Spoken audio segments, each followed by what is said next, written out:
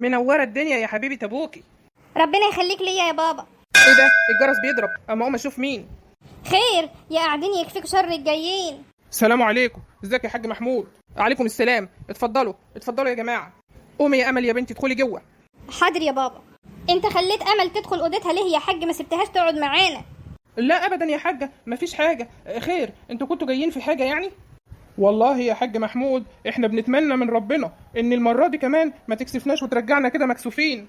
اكسفكم ليه يا جماعه؟ في ايه؟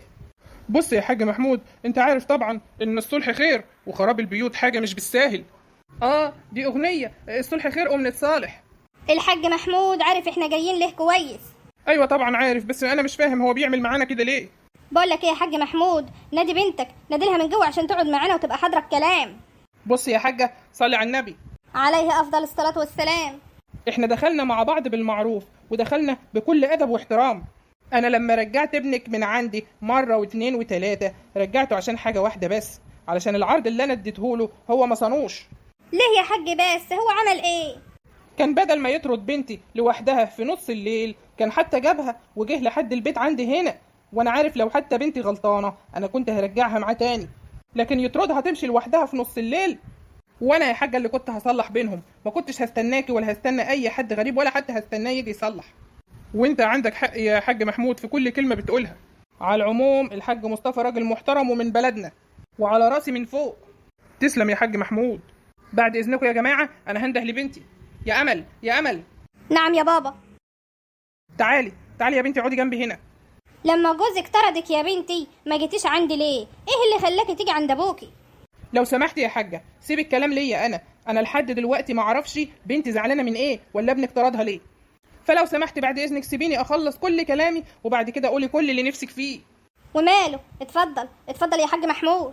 يا بنتي رد عليا بكل صدق وامانه، كل سؤال اسالك عليه رد عليا فيه بصراحه. حاضر يا بابا. جوزك ده يا بنتي بخيل؟ لا يا بابا، ده كريم جدا جدا يا بابا، فوق الوصف. بيغلط فيكي ولا بيشتمك ولا بيمد ايده عليكي ولا يضربك؟ لا يا بابا، لا ابدا، مفيش ولا مره حصل الكلام ده بيعاملني بما يرضي الله. بس جاوبيني يا بنتي الاول على كل اللي انا هساله لك وبعد كده هسيبك تتكلمي براحتك وتقولي كل اللي انت عايزاه. قولي لي يا بنتي جوزك بيعامل ولاده ازاي؟ ونعم الاب يا بابا. طيب يا بنتي ومعاملته مع اهله؟ ونعم الابن والله يا بابا. يعني شايف مصالحه كلها يا بنتي؟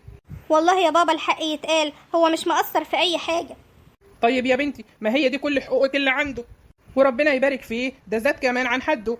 ايه يا بنتي بقى المشكله؟ قولي لي لما هو بيعمل كل ده والراجل كويس ايه بقى المشكله؟ اسمعني يا بابا، المشكله مش في كل ده. امال ايه يا بنتي؟ المشكله انه بيعرف واحده ست تانية عليا من على النت. يعني ايه الراجل عايز يتجوز في الحلال؟ يتجوز؟ ده انا كنت اقطع خبره.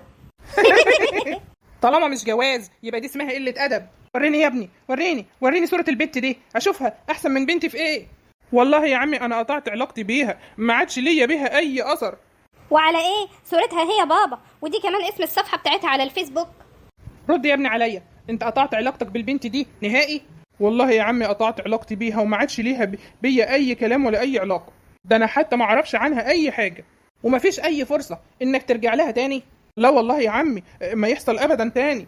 يا خساره والله البت حلوه وتستاهل، لو كانت ترضى بحماك والله يا ابني ما كنت قصرت. والله انت راجل زي العسل.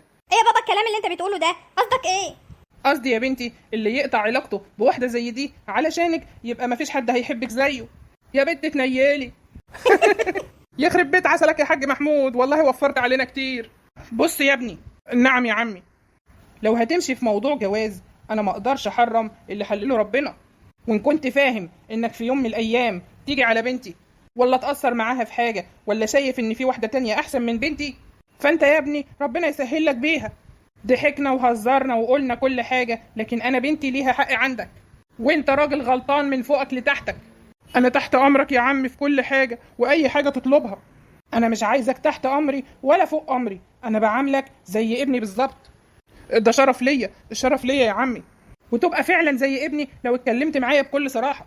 ايه رايك نتكلم في جواز تاني ولا نتكلم في رجوع مراتك ليك؟ لا طبعا رجوع مراتي ليا.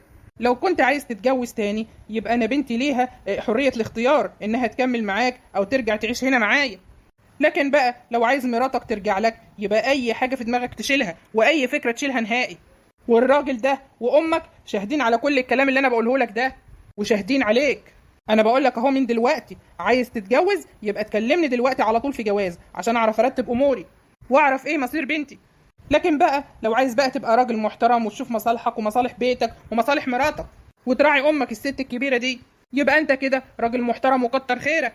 ولا انا غلطان يا جماعه في الكلام اللي بقوله؟ لا يا حاج والله ما انتش غلطان، عداك العيب. ابدا يا حاج محمود، انت راجل زي الفل وكل كلامك على دماغنا وعداك العيب وازح. الراجل ده كلامه عين العقل، وفر علينا كتير. ده احنا كنا عايزين نقول كلام كتير جدا عشان الصلح، لكن هو وفر علينا كتير وحل المشكله. والله قال لك ابسط حاجه، الكلام اللي قاله لك الراجل ده تحطه في دماغك. صح صح يا ابني، عندك حق. وعشان ما تحرجناش قبل ما نتحرك من هنا، جواز قول هتجوز، لكن هتصالح مراتك وتبدا صفحه جديده بما يرضي الله، يبقى احنا هنطلع من هنا على الاساس ده. وبرضه الراي في الاول وفي الاخر يرجع لبنتي، انا مش هغصبها على حاجه. لو كانت عايزه ترجع لك او تفضل قاعده هنا. انت ايه رايك يا بابا؟ شايف ايه؟ انا شايف يا بنتي ان انا كده عملت اللي عليا، وهو بيقول انه قطع علاقته بالست دي. فانا رايي ما تخربيش بيتك وروحي بيتك مع جوزك. ولو حصل تاني والموضوع ده اتكرر، انا هيبقى لي حساب تاني وكلام تاني. وكلامك يا بابا هيمشي سيف على رقبتي. ربنا ما يحرمنا منك يا بنتي، انا عارف ان طول عمرك ست محترمه ومؤدبه ومريحاني في كل حاجه، ربنا يريح قلبك. يلا يا بنتي جهزي شنطه هدومك عشان تروحي مع جوزك. ربنا يخليك ليا يا بابا. متشكر قوي يا عمي، ربنا يخليك لينا. متشكرين قوي يا حاج على اللي انت عملته معانا، والولا يبقى ابنك برضه. ولا يهمك يا حاجه. وعايزه اقول لك على حاجه، اوعي تفكري عشان بشد على ابنك ان انا مستقل بيه. انا بعمل كده عشان مصلحته، عشان بيت ابنك ما يتخربش.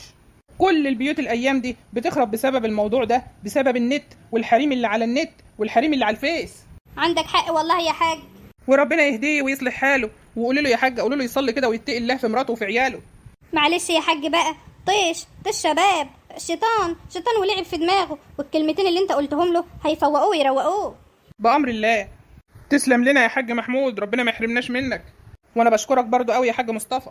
انا عملت كده وشديت عليه عشان ما يسيبش بنتي تاني تطلع الساعه 2 لوحدها، ما ينفعش ما يصحش. عندك حق يا حاج، هو فعلا غلطان قوي في الحته دي. ربنا يبارك لك يا حاج محمود، ويا ريت كل الابهات يتعاملوا زيك كده ويحلوا كل المشاكل والامور ببساطه وسهوله كده، لان في ناس كتير قوي بتشد وتخرب البيوت. لا يا حاج مصطفى، ما ينفعش، هو زي ابني وهي بنتي، ما ينفعش اخرب بيتها. اسمعي يا بنتي، خلي بالك من بيتك ومن جوزك وحافظي عليه كويس قوي. صدقني يا بابا انا فرحتي النهارده كبيره قوي ما تتوصفش. عارف يا بابا لما قعدنا كده وقعدتوا تتكلموا وكنت عمال تزعق له، انا كنت زعلانه منك قوي، بس لما وقفت كده وخدت حقي منه وحسستني بانتصار، مش قادره اقول لك فرحتي عامله ازاي وانا راجعه بيتي كده عامله زي الاميره. حاسه اني فرحانه اكتر من يوم فرحي نفسه لما حسيت كده ان انت جبت لي حقي يا بابا. كل ما هتكبري يا بنتي هتفهمي ابوكي كان بيعمل كده ليه، وكل كلمه كان بيقولها كان بيقصد بيها ايه، وبحطها فين وهتوجع مين. تعرف يا بابا انا طول عمري بسمع كلمه سند وظهر لكن ما كنتش عارفه معناها، النهارده بس عرفت يعني ايه سند وظهر. ربنا يجعلك دايما كده سند وظهر في الدنيا. يلا يا امل. حاضر جايه. يلا يا بنتي. يلا يا بنتي روحي، جوزك مستعجل. ربنا يخليك ليا يا بابا، ما يحرمنيش منك ابدا.